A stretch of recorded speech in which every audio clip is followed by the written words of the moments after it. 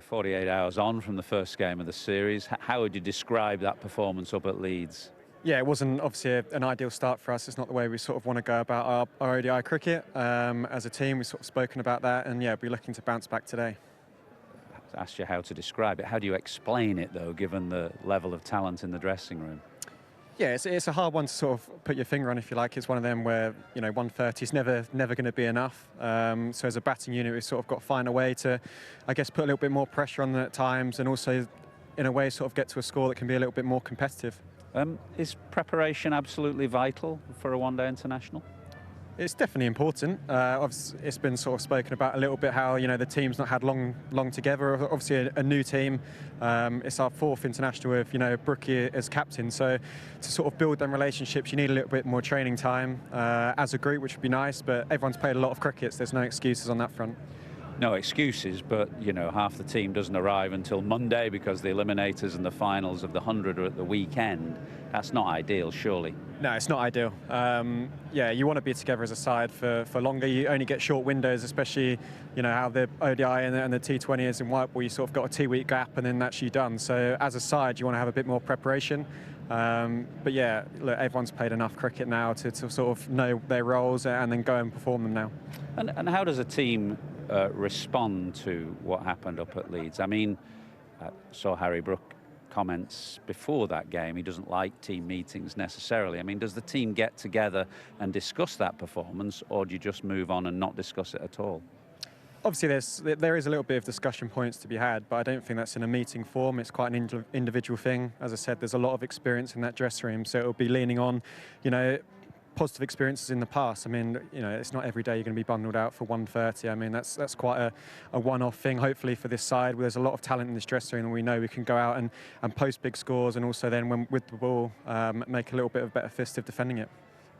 You were the bright spot in that batting performance. Are you enjoying that role at the top of the order? Yeah, it's nice to sort of get that opportunity to go out and perform a different role. I feel at the moment I'm batting okay, not in too bad a rhythm. As you said, we're sort of bouncing around between formats, but I find my game sort of stays pretty much level throughout all the different formats, and I have to change too much. What do you think particularly, what is it in your game that particularly suits perhaps that role opening at the top of the order in 50-over cricket?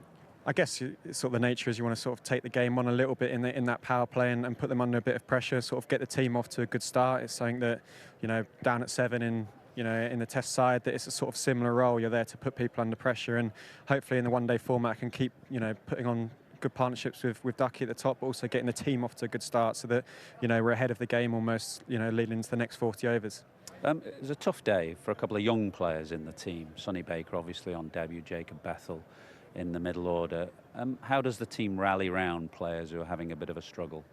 Yeah, I think there's always, people always going to have good and bad days. I think that's the nature of the game, especially at international level. But I think one great thing about this team is everyone seems to be quite close. There's a lot of people that have played a lot of cricket together, have it been age groups or around in different circumstances. So I think everyone sort of knows, A, how good players they are, but also knows their game quite nicely as well. So, yeah, there'll be little things, but they're two fantastic players, you say, so there'll be no doubt they'll be bouncing back.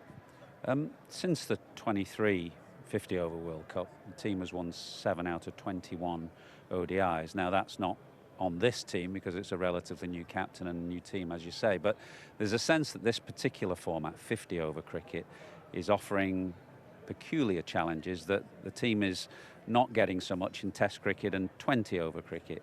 Is that fair comment, and what are the particular challenges, if so?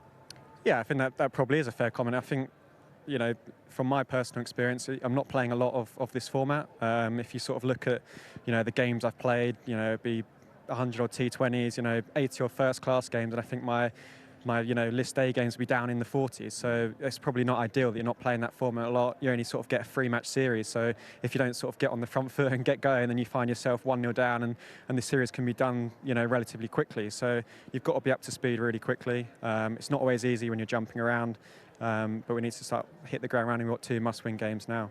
Thanks very much for your time. Good luck today. Thank you.